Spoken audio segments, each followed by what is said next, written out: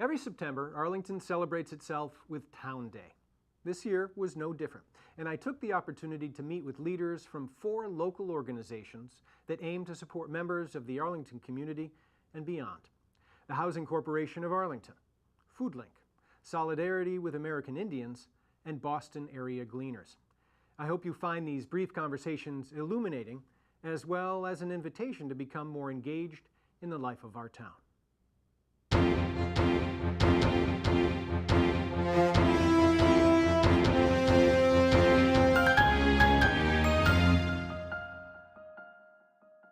Welcome to this special Town Day edition of Wide Angle. I'm Peter Bermudez with the honor right now of speaking with Pam Hallett, Executive Director of the Housing Corporation of Arlington.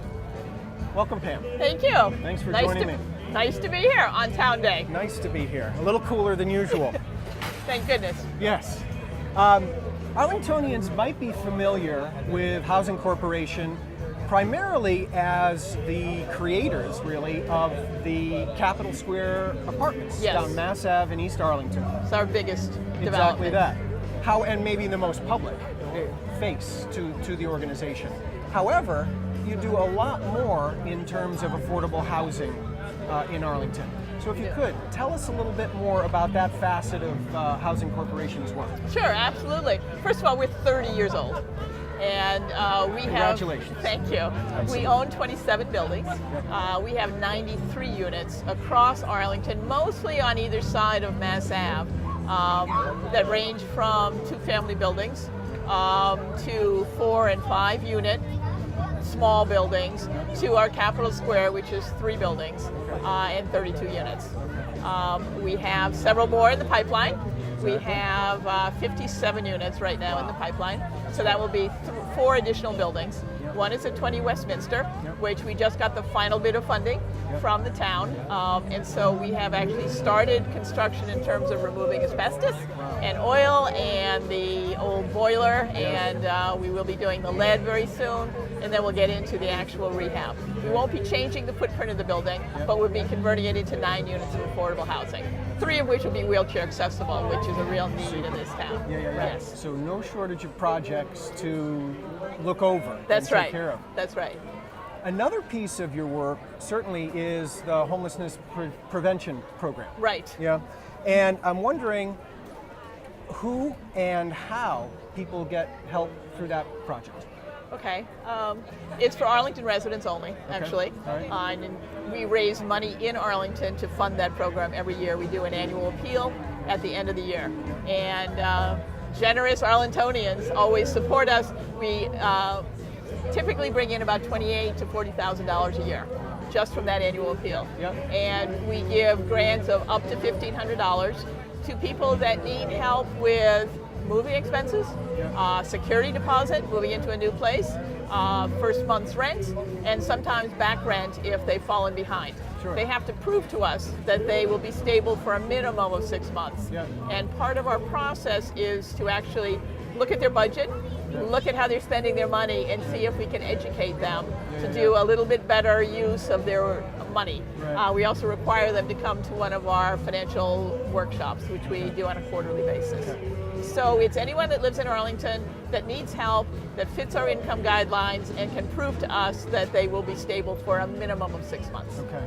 My sense would be that both the affordable housing that you offer, as well as the homelessness prevention program, are resources that are not seeing fewer applicants or Unfortunately, we're really reaching a crisis mode here. We get calls every single day from people they live in units for 10, 20, sometimes 40 years. The landlord has died or has decided to move, or the children have finally decided, okay, time to sell the building.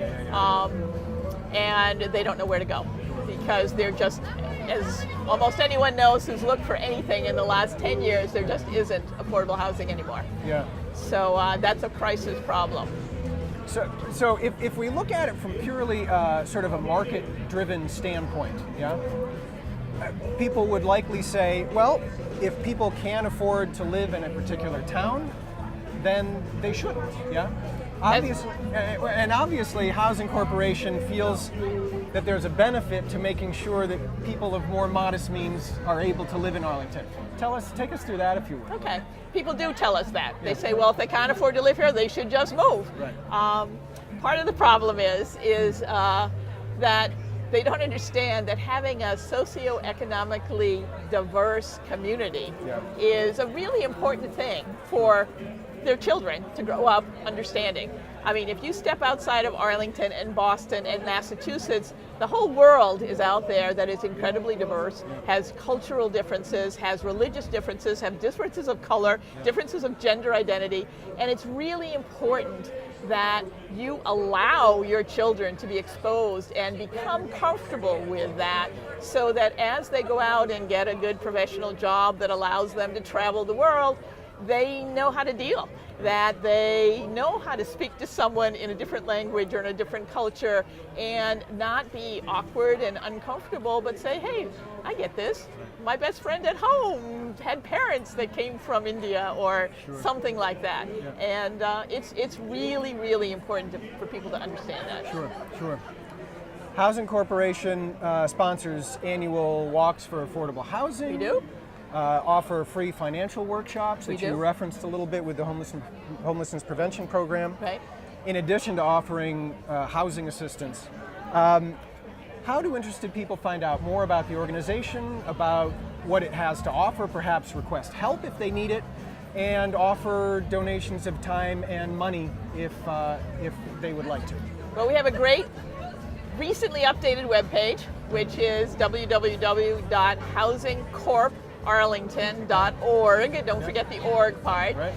There are all kinds of information on there, from what kind of projects we have in the line, what kind of projects we already have completed, what kind of volunteer possibilities there are, how you can donate. You can become a member, you can give to the walk, you can give us money on the homelessness prevention, they can just give us a general donation, or you can take advantage of our community investment tax credit program, which it's a minimum $1,000 donation, but you get a $500 tax credit on your state income taxes, and you use that as a regular deduction on your federal income tax. So CPAs have told us if you make a donation of $1,000 and you utilize the tax credits and the deductions on your federal tax benefit, it costs you about $250 out of your pocket. Thank you so much for joining me today. Absolutely. Thank you so much for your work. Arlington is certainly fortunate to have you in town. Thank you. Absolutely. You honor us by having us here. A pleasure. Thank you. And please stick around, because Wide Angle will shortly be speaking with Deanne DuPont of FoodLink. Welcome back to Wide Angle. I'm Peter Bermuda, speaking with Deanne DuPont of FoodLink. Welcome, Deanne. Thank you. Thanks for joining me again, second year in a row. Yes. By way of introduction, let me say this. I found this from your website, and I think it states it very succinctly. In the United States, we waste approximately 125 billion pounds of food annually, while here in Massachusetts, there are some 750,000 people who do not have reliable access to sufficient food. I gather that FoodLink's mission is to help connect those two ideas, yeah? That is correct. How does FoodLink go about its work, connecting those aspects? The way we go about that work is we have a contingent of volunteers, and we work with retailers and farms such as Whole Foods, Trader Joe's, Lexington Community Farm, and we work with them and we collect their food donations that, if it wasn't for an organization like us, would likely be composted or thrown away. And we sort that food, because it's some outstanding food that we collect, and then we redistribute it to organizations serving people in need. And I think for a few more statistics, because you're maybe not going to toot your own horn, but I will, because these are impressive, yeah? FoodLink now serves 13 communities around Boston. Yes. Gathers from 17 local groceries and farms, and of course the numbers might have changed in the last few days, right? Distributes to 30 social service agencies. Right. You're supported by 140 volunteers, which is up from about 100 last year when we spoke. You rescue 1,000 pounds of food daily and feed 5,000 individuals on a monthly basis. Yes. Over the past 5 years, you've witnessed tremendous growth. Yeah? Yes, yes. But I'm wondering, do you sense that things are changing, that the availability of volunteers, that the need for food, that those are sort of plateauing? I don't see the need for food plateauing as yet. And a need for volunteers, we always need volunteers because people's personal circumstances regularly change. Sure. So our need for volunteers is on a regular basis. Okay. But as far as food waste, we don't see a significant reduction. Yeah. We're fortunate to be in Massachusetts because they've implemented waste bans, and that has helped to reduce the amount of wasted food in Massachusetts. Good, good. So I read from that, yes, people who are interested certainly can come and think about being volunteers on a number of different projects. Yes, yeah? absolutely. It's helping sort dated foods, which my son and I have taken part of. Yeah. Yes. In a day and age when it seems as if safety nets are all but disappearing, I read a little bit about on your website the Arlington Food Safety Net Coalition. Yes. Which is heartening, to hear about a safety net being added. Can you tell us a little bit about that project and what it does? Yeah, so we get community organizations together to discuss some of the needs in Arlington and to work through solutions. So one example is that we noticed that there at the Arlington Farmers Market, most of the farmers did not accept SNAP. So part of this coalition worked with the farmers, worked with the department who administers SNAP, and now most of Which the is farmers... essentially food stamps, the new iteration. Right. Okay.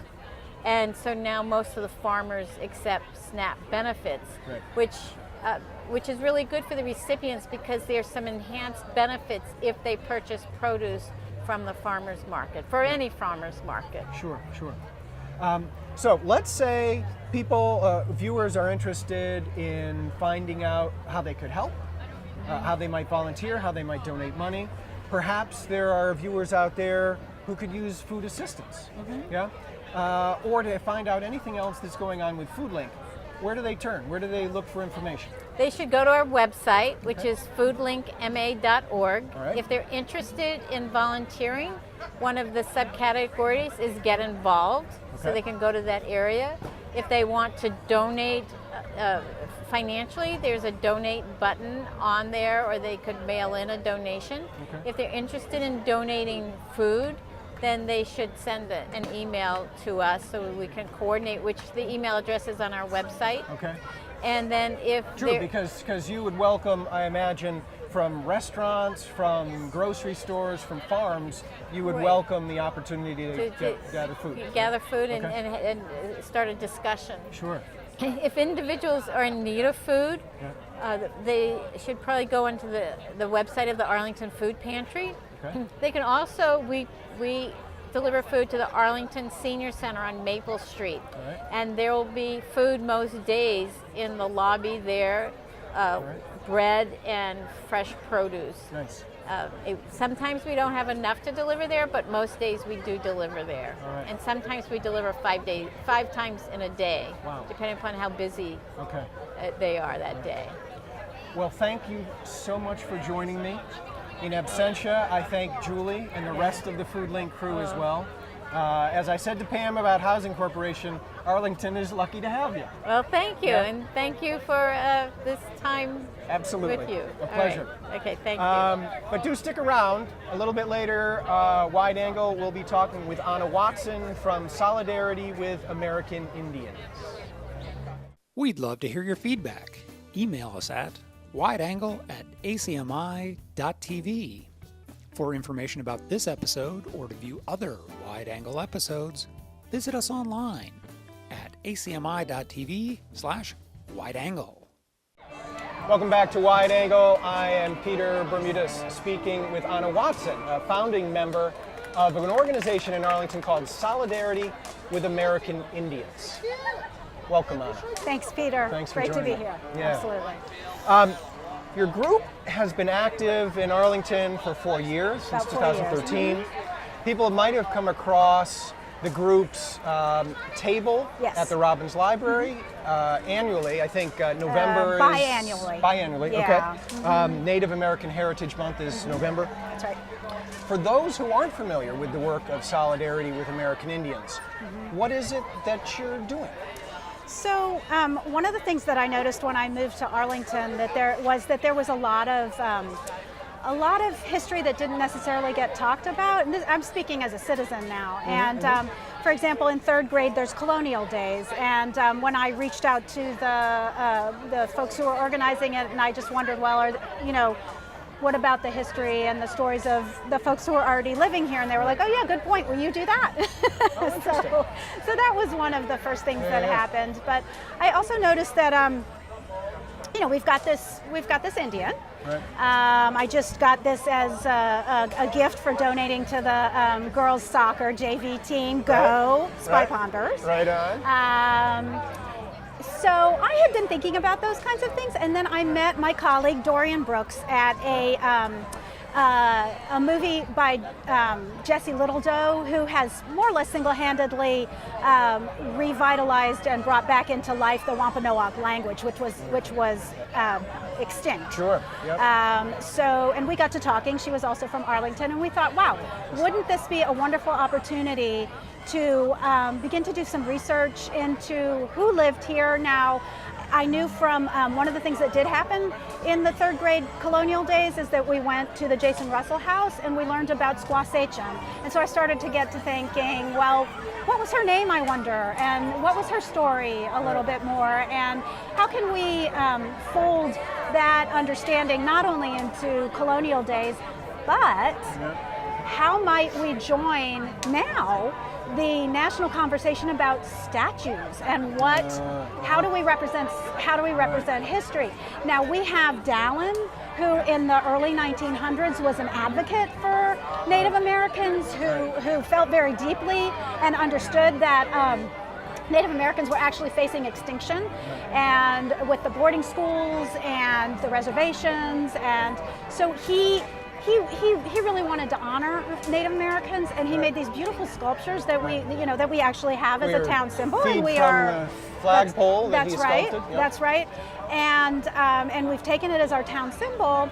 But what Dorian and I are wondering with Solidarity with American Indians is how might we revisit honoring American Indians, honoring their history, sort of taking some responsibility. Arlington, I look around at all the booths at Town Day. We've got climate justice. We've got, voter registration. We've got. I'm here with my rainbow. We've got exactly. We could go on and on and on. Sure. And so we're obviously this town that really supports and wants complicated conversations around places of. Where there might be some friction or whatever. So can we maybe continue to be a role model for some of our neighboring communities in taking responsibility for the fact that we have this. Right. Now we don't have. Yeah, I was just going to say. Yeah. So around things like mascots, Yeah. And I imagine that in a town like Arlington, as open-minded as it is. Yeah. That on the idea of a mascot, there's going to be a little pushback. Yes, I'm sure there will be. Yeah. But one of the things that I note in what I've read about your group, is that it's not the intention and the perspective is not this is how we should do things. Correct.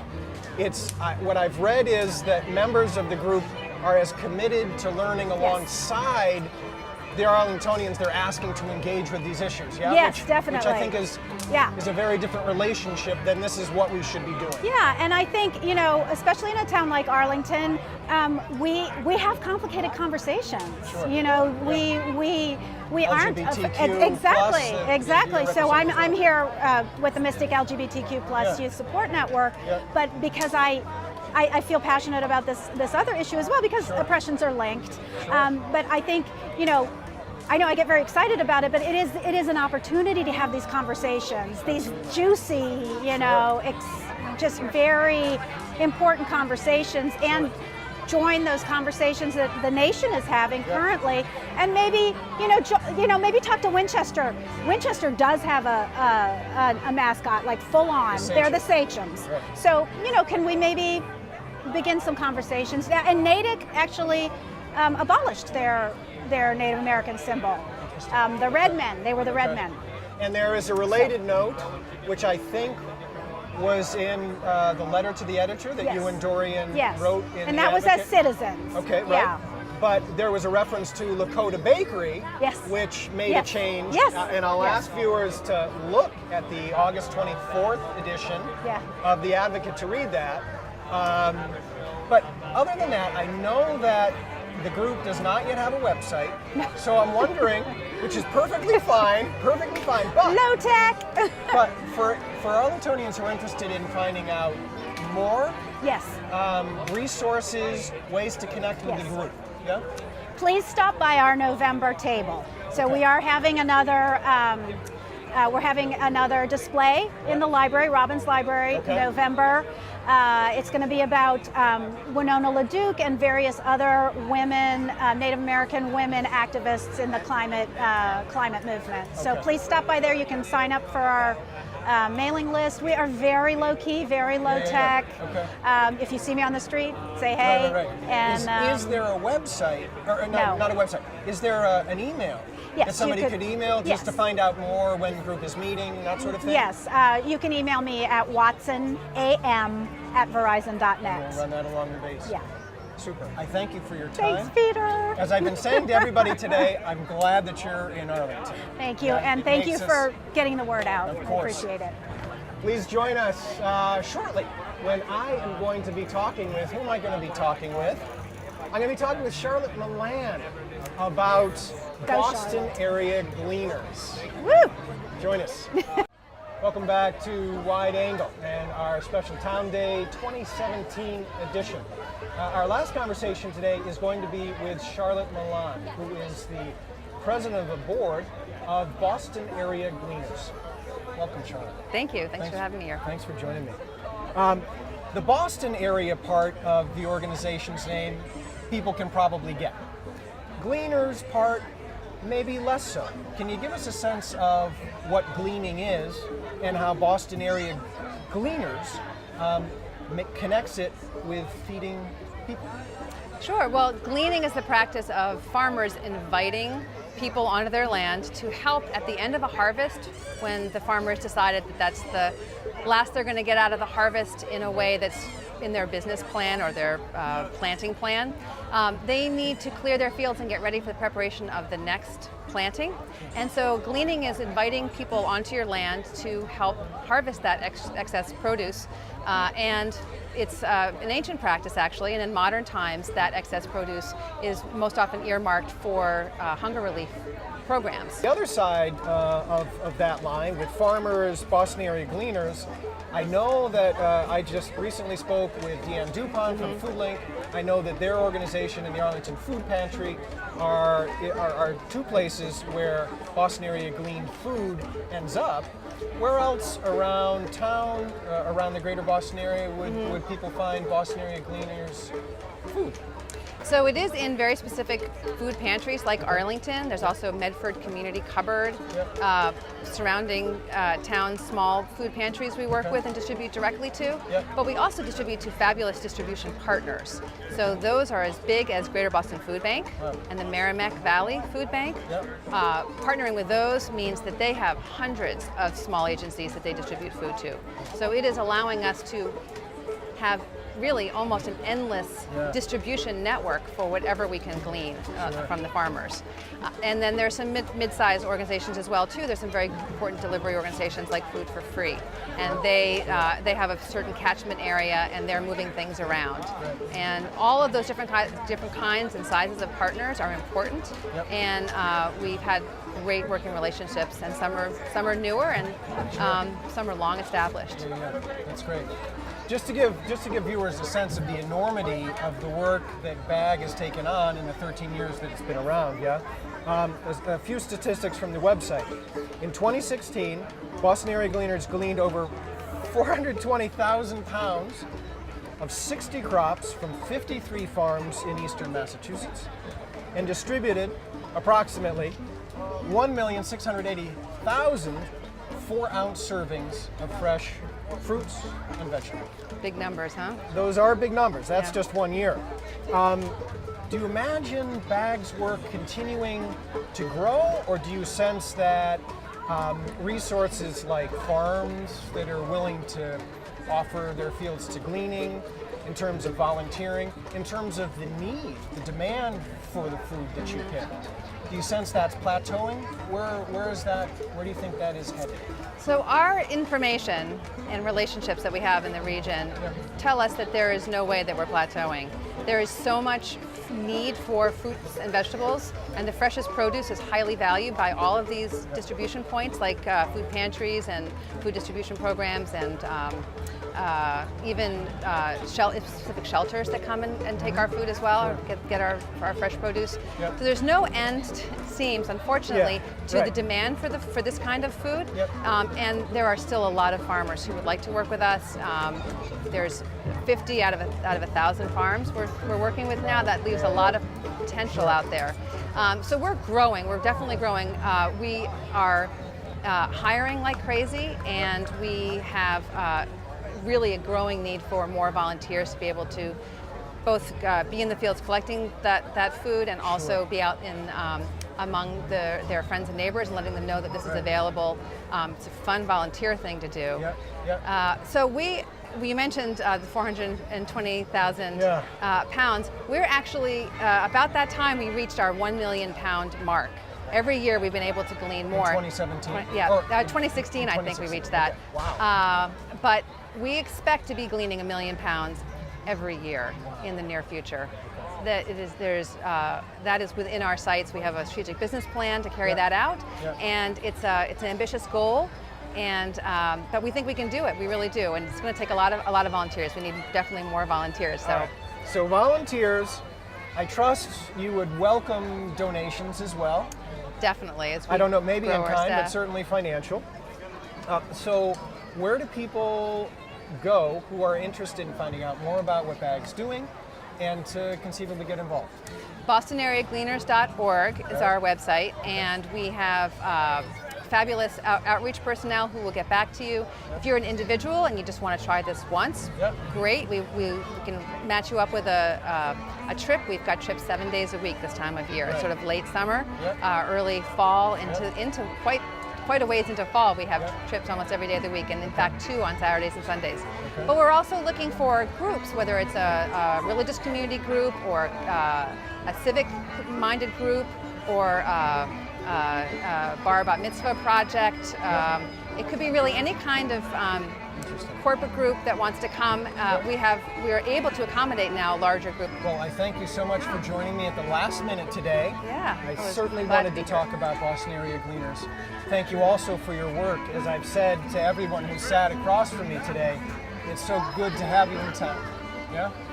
Thank you. Well, the Gleaners are happy to be here. Our founder comes from Arlington, Oaks Plimpton. A tip of the hat to Oaks Plimpton. Yes. Started the group, certainly instrumental in starting the farmers market as well. Oh, so many things. He's a man of many talents. So we definitely started here in Arlington. Yeah, super. Well, thank you. Thank you. Thanks very much. You bet. That's it for Wide Angle's coverage of Town Day 2017. Thanks for joining us. On behalf of all of my guests, I'm Peter Bermudez. Thanks for joining us for this edition of Wide Angle.